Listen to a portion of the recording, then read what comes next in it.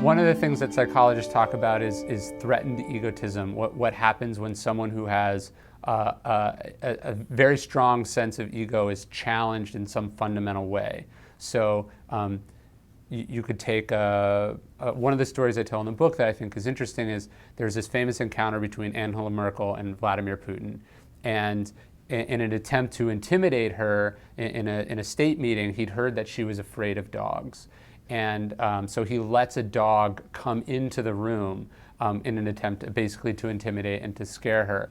And so if Angela Merkel had been coming from a place of ego and obviously from fear, she's going to react to this sort of petty attempt at intimidation with perhaps an attempt of her own, with some saber rattling, with any number of these things. But instead, she's got a sense of confidence, I would say, instead of ego, that she's not going to react emotionally to this. She's not going to take it as a threat to her honor. It's not going to escalate into being more than what it is. In fact, she ends up making a joke about it, and it makes Putin look like the weaker bully in this case. But you could see how a different leader, when this is revealed, when this attempt to do something is revealed, would react in a dangerous way. You could think of one of the examples they use when they talk about threatened egotism is like a gang member whose honor is impugned. The way that they respond is obviously terrible for both parties involved, right? They escalate a verbal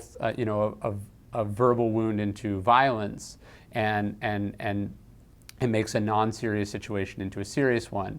And so what I'm trying to talk about then is that if we have this sensitive ego and we're able to be wounded, and instead of looking at that wound and sort of seeing it for what it is, we have to react emotionally. We have to react to compensate for the way that we feel that we've been harmed.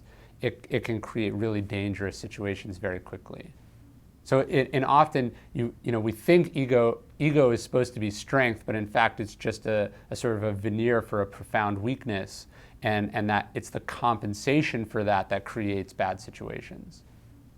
There's a wonderful Bill Walsh quote about ego. He says, ego is when self-confidence becomes arrogance, self-assertiveness becomes reckless abandon, and so forth. He's saying it's sort of past the point of any reasonable utility, right? Confidence is great, arrogance is not great.